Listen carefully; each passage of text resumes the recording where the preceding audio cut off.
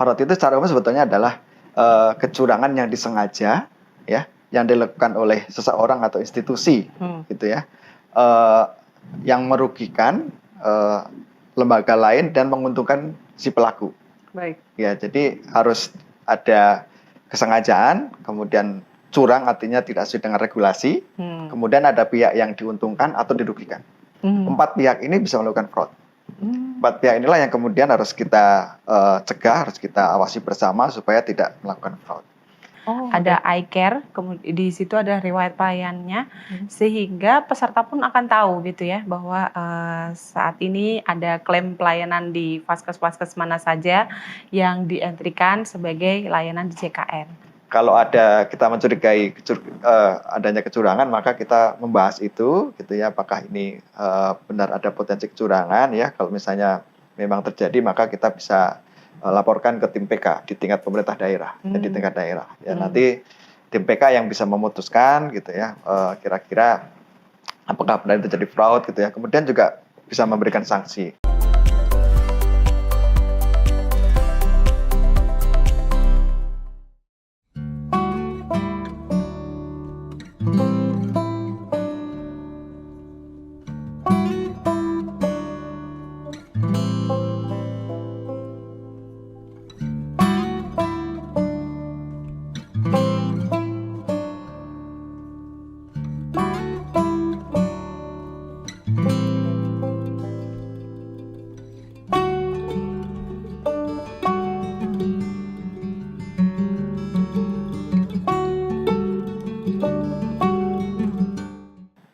Halo Tribuners, berjumpa lagi di Tribun Topik, di mana kita akan membahas topik menarik untuk dikulik. Kali ini dipandu oleh saya, Elsa Elding Dias.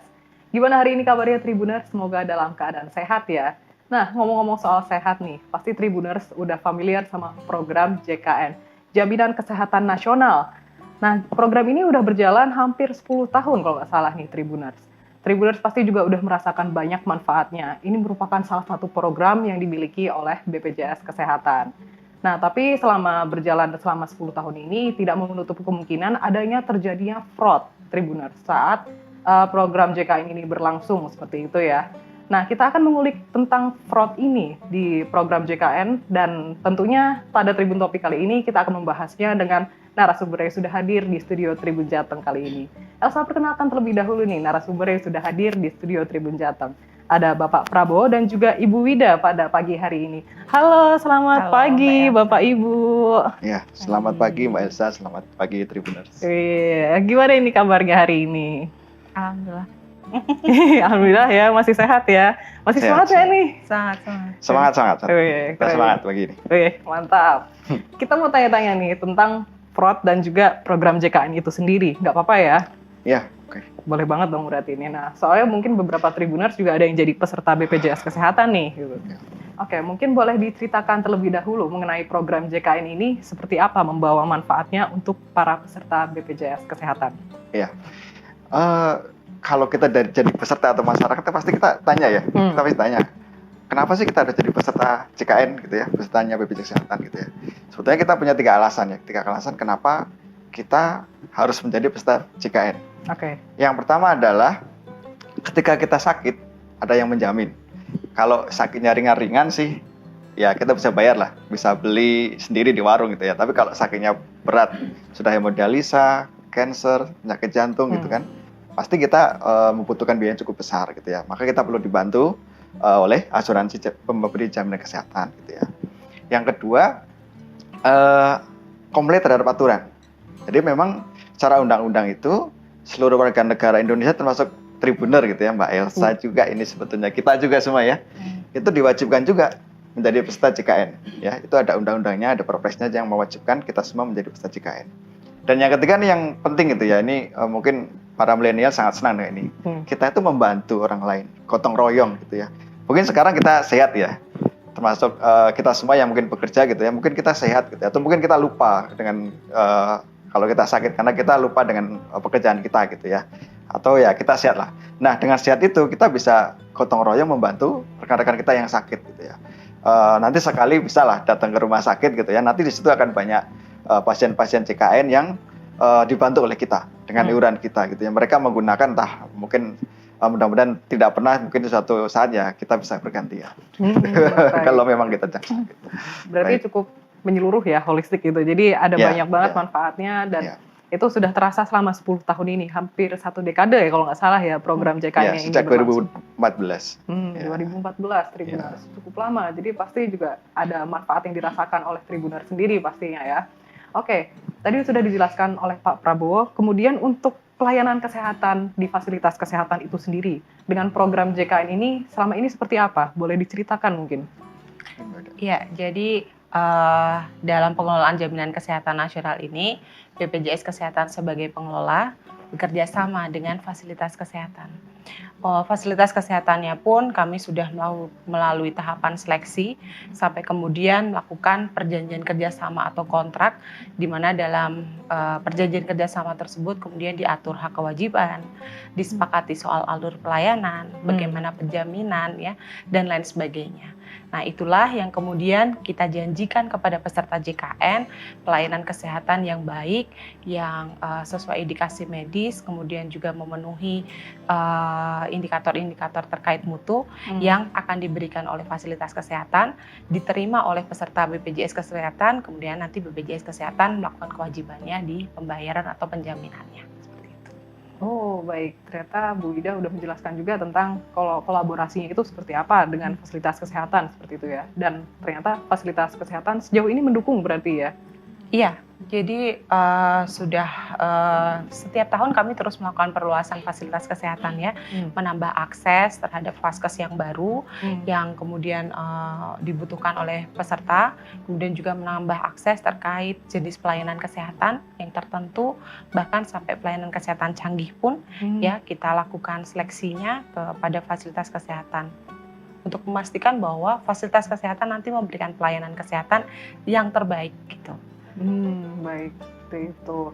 Apakah ini bentuk komitmen dari fasilitas kesehatan itu sendiri untuk terselenggaranya program JKN ini? Kalau menurut Bapak Ibu seperti apa ini? Iya, tentunya fasilitas kesehatan seperti tadi disampaikan di perjanjian kerjasama sudah diatur. Ini juga mengikuti dengan peraturan Menteri Kesehatan atau peraturan perundangan lainnya terkait pengelolaan program JKN. Ada hal-hal yang menjadi kewajiban fasilitas kesehatan untuk memastikan pemberian pelayanan kesehatan kepada peserta itu berjalan baik. Ada janji layanan yang kemudian disampaikan oleh vaskes tingkat pertama maupun vaskes tingkat lanjutan. Vaskes tingkat pertama itu puskesmas, klinik pratama, dokter praktek perorangan, kemudian vaskes tingkat lanjutannya adalah rumah sakit maupun klinik utama.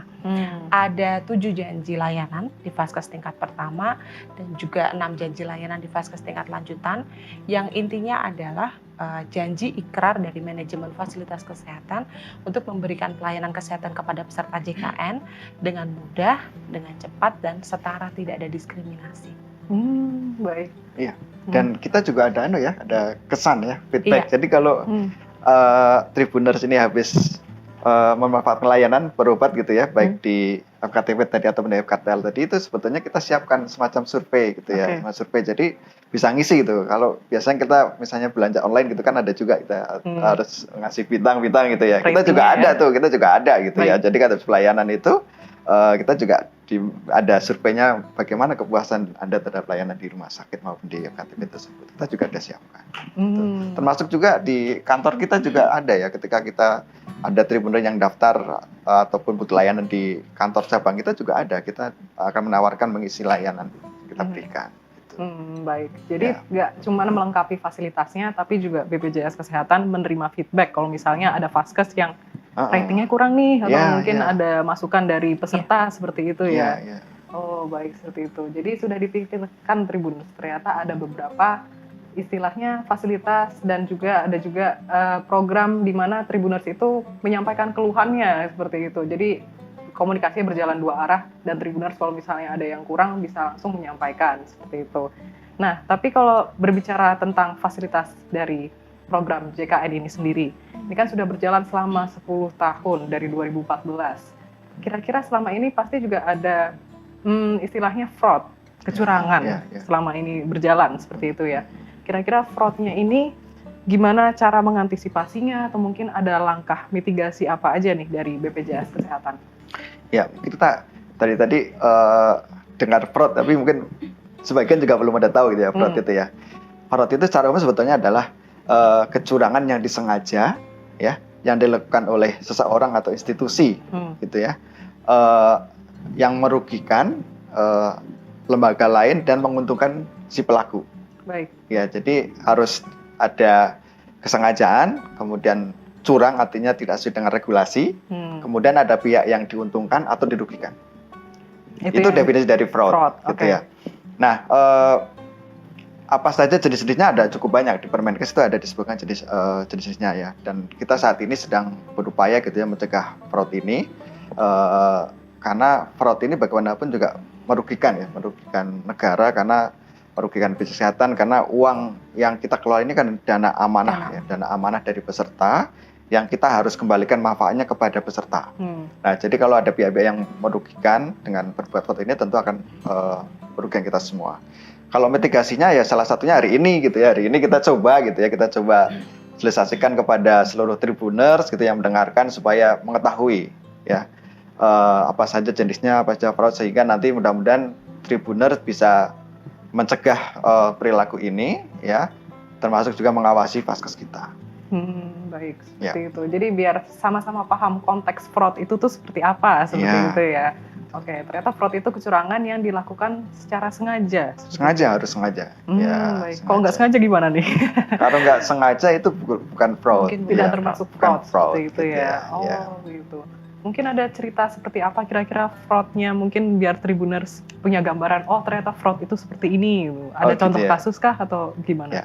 Jadi kalau fraud itu bisa terjadi pada beberapa pihak ya. Kalau di JKN ini, yang pertama bisa dilakukan oleh peserta sendiri. Ya, peserta melakukan fraud. Ya. Yang kedua bisa dilakukan oleh BPJS Kesehatan. Kita selaku petugas pun bisa saja melakukan fraud. Gitu ya.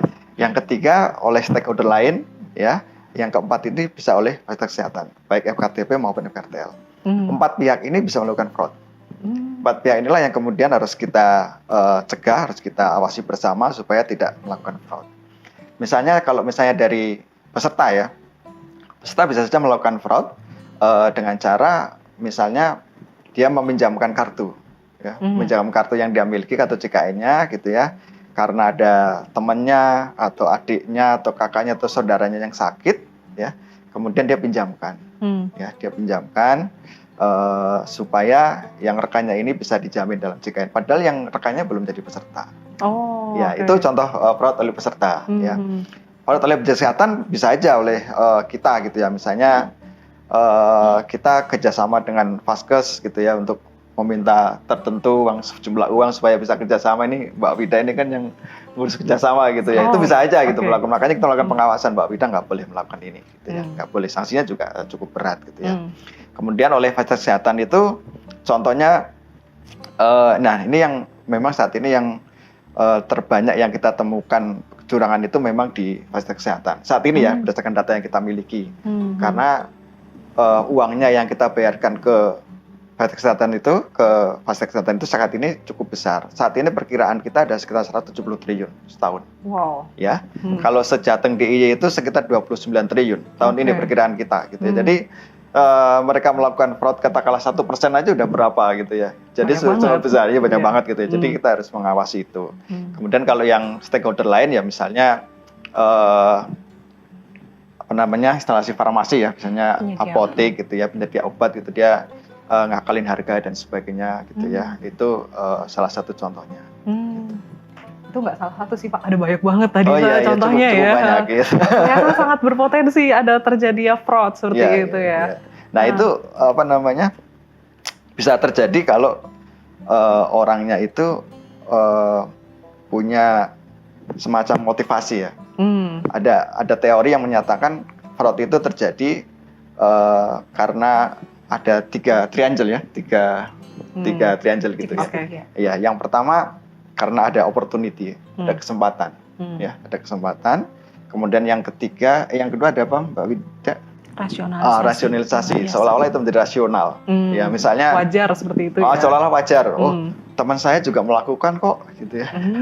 Ikut-ikut temennya. Ikut-ikut nggak apa-apa. Atau mungkin, loh, saya udah bayar bertahun-tahun, tapi saya nggak pernah make.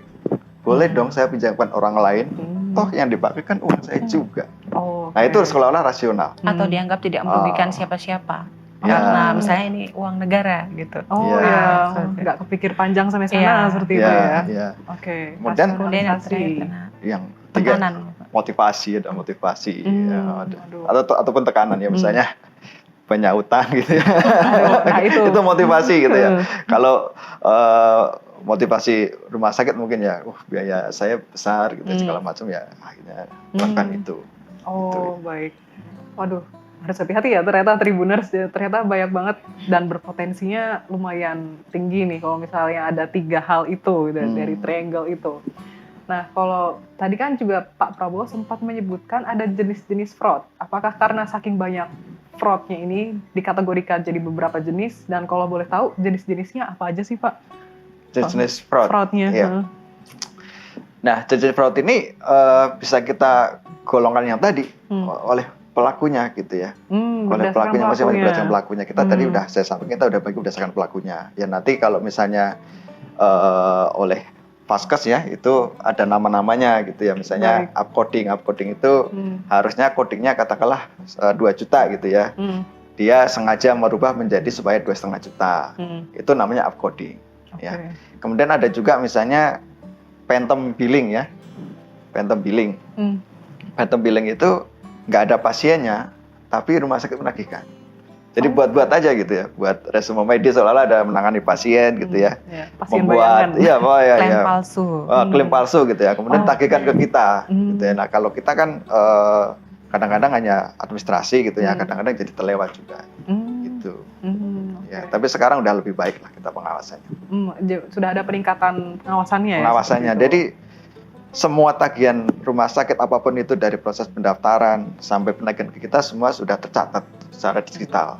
Jadi kalau toh saat ini belum kita temukan, saya yakin suatu saat mungkin akan ditemukan karena semua akan terlacak semuanya. Oh, digitalnya seperti apa nih kalau boleh tahu Pak? Maksudnya apakah database-nya ada secara digital atau seperti apa nih? Oh iya, maksudnya kita punya database semuanya. Jadi misalnya dari peserta mau datang ke rumah sakit ya, itu rumah sakit sudah mengentri data atau mungkin sudah langsung menggunakan fingerprint, langsung muncul datanya siapa pasien ini yang berobat. Oh, ya baik. gitu ya. Kemudian setelah itu pelayanan ya, kemudian mau menagih itu semua sudah masuk dalam sistem kita. Jadi semuanya akan terdata di kita semuanya. Ya. Baik. Jadi terlacak, terdata dan juga tersimpan datanya. Tersimpan. Hampir setiap detik itu ribuan data masuk ke kita. Oh, waduh, banyak Bahkan banget itu. ini, bahkan riwayat pelayanan sendiri itu sekarang sudah jadi haknya peserta untuk bisa cek dari aplikasi mobile JKN-nya. Ada iCare, kemudian di situ ada riwayat pelayanannya, sehingga peserta pun akan tahu gitu ya bahwa saat ini ada klaim pelayanan di vaskes-vaskes mana saja yang dientrikan sebagai layanan di JKN. Nah, ada kalanya kami mendapatkan whistleblowing dari peserta ini gitu. Karena peserta yang merasa bahwa saya tidak mengunjungi vaskes tapi di riwayat pelayanan saya ada. Nah, hal-hal itu termasuk salah satu saluran di mana BPJS Kesehatan bisa melakukan deteksi terhadap fraud. Oh, seperti itu. Jadi Tribuners juga yang jadi peserta juga bisa jadi whistleblower-nya ya, seperti itu. Dari aplikasi apa? Mobile JKN. Mobile JKN bisa di-download di aplikasi di ini ya, di di Play Store maupun App Store ada. Bisa tuh Tribuners langsung download kali ya. Jadi bisa ngecek nanti ada riwayatnya seperti apa di Mobile JKN seperti itu. Oke, mungkin kalau ini kan tadi udah dijelaskan beberapa jenisnya dan juga pelakunya siapa-siapa aja. Kalau dari BPJS Kesehatan sendiri nih, dari sekian banyak fraud yang terjadi atau mungkin akan terjadi di masa depan, langkah mitigasinya atau mungkin penanganan pengawasannya seperti apa ke depannya kira-kira? Penanganan ya. Penanganan itu yang pertama ya ini ya, hari ini kita selesaikan dulu. Ya kita harus membangun budaya anti fraud. Ya, kita harus bangun ini gitu ya. Baik di untuk peserta, untuk kita sendiri dan untuk juga vaskes kita gitu ya. Itu harus kita bangun budayanya. Kemudian berikutnya kita koordinasi juga ya dengan stakeholder kita ya, katakanlah dinas kesehatan gitu ya, atau pemerintah daerah untuk membentuk juga tim pencegahan kecurangan ya. Kalau di Jateng itu sudah dibentuk Anggotanya ada kepala dinas kesehatan, dinas kesehatan provinsi ya, kemudian ada juga inspektorat ya. Kemudian kita juga masuk ya sebagai tim pencegahan kecurangan tersebut ya. Kemudian di tingkat kabupaten juga ada. Kita juga minta masing-masing kabupaten kota itu kita koordinasi untuk juga membentuk tim pencegahan kecurangan ini. Kita singkat tim PK namanya, tim PK ya. Apa tuh panjangnya tim Itu PK? pencegahan kecurangan. Oke, pencegahan kecurangan. Nah, di KC sendiri ya di tingkat cabang dan juga di kita di Kabupaten wilayah dan juga di kantor pusat itu ada juga tim anti kecurangan ya. Kita juga membentuk juga tim anti kecurangan. Tim Jadi AK kalau dong. tim AK ini namanya tim AK ya. Jadi kalau ada kita mencurigai adanya kecurangan, maka kita membahas itu gitu ya, apakah ini benar ada potensi kecurangan ya. Kalau misalnya memang terjadi, maka kita bisa laporkan ke tim PK di tingkat pemerintah daerah dan di tingkat daerah ya. Nanti tim PK yang bisa memutuskan gitu ya, kira-kira apakah benar terjadi fraud gitu ya. Kemudian juga bisa memberikan sanksi, katakanlah bisa mencabut izin operasional rumah sakit gitu ya. Itu bisa aja oleh tim PK yang tentu koordinasi dengan pemerintah daerah. Kalau kita sanksinya tentu sanksi berdasarkan yang kita miliki ya. Misalnya kalau janjian kerjasama dengan rumah sakit itu ada di situ. Ya. Oh, baik. Berarti ada tim PK dan tim AK seperti itu ya? Ada, kita bentuk. Dan sudah berkolaborasi dengan berbagai stakeholder dari berbagai tingkat nih, dari kota, kabupaten, dan juga banyak cabang lagi seperti itu ya. Sudah dipikirkan Tribuners. Jadi harusnya aman sih dan berjalan lancar untuk ini ya, fraudnya ya diminimalisir lah ya gitu, sepertinya harapannya seperti itu ya. Ngomong-ngomong soal harapan nih, kedepannya kira-kira kalau dari BPJS Kesehatan harapannya apa? Terutama mengenai fraud yang semoga tidak marak terjadi ini, harapannya. Oh, harapannya. Kita berharap budaya anti fraud ya di masyarakat ini mulai membesar gitu ya, mulai baik gitu ya, sehingga kita tidak ada lagi yang melakukan fraud. Ya, kita sudah siap tadi, kita sudah siapkan sistem termasuk juga fingerprint di rumah sakit ya, kemudian juga face recognition di rumah sakit, itu semua untuk memastikan bahwa memang ada tidak atau mengurangi kejadian fraud di rumah sakit. Gitu ya. Itu harapan kita ya, dan jangan lupa mendaftar menjadi peserta, kemudian juga jangan lupa juga bayar iuran supaya tetap aktif. Nah, itu sih penting ya. Kalau dari Bu Wida mungkin ada harapannya kira-kira apa? Terutama ini kan program JKN juga kita berharapnya berlangsung terus seperti itu ya, dan fraudnya juga ya dikit-dikit aja lah kalau ada fraud pun gitu. Iya, baik. Jadi kami punya banyak kanal saluran untuk peserta JKN bisa komunikasi dengan kami gitu ya. Terutamanya kaitannya dengan anti fraud adalah BPJS Kesehatan punya beberapa saluran untuk peserta JKN itu bisa melaporkan kalau misalnya ada pelayanan kesehatan yang tidak sesuai yang diterima, atau apabila melihat atau memandang ada sesuatu yang ini tidak sesuai dengan ketentuan atau hak-hak yang seharusnya dia terima. Nah, untuk itu kami mengundang peserta JKN memanfaatkan haknya sebaik-baiknya, kemudian melaporkan apabila terjadi hal-hal yang tidak sesuai tersebut melalui beberapa kanal. Ada call center kami 24 jam 165, melalui mobile JKN bisa melakukan permintaan informasi maupun penyampaian keluhan, ataupun juga ada petugas BPJS 1 yang kami umumkan di fasilitas kesehatan tingkat lanjutan untuk dihubungi apabila peserta mengalami kendala pelayanan di rumah sakit. Baik. Terima kasih Bapak dan Ibu. Kalau dari Ibu Ida tadi menyarankannya untuk langsung lapor seperti itu ya. Memberikan masukan. Oke, kalau dari Pak Prabowo ya, kalau misalnya ada fraud pun semoga nggak ada deh, karena udah banyak banget antisipasinya seperti itu. Baik, luar biasa sekali Bapak dan Ibu. Terima kasih banyak atas waktunya. Dan kita pun juga berharap program JKN lancar, fraudnya semakin berkurang, atau mungkin semoga nggak ada seperti itu ya. Amin. Baik. Sehat-sehat selalu untuk Bapak dan Ibu. Terima kasih Mbak Elsa. Terima kasih banyak.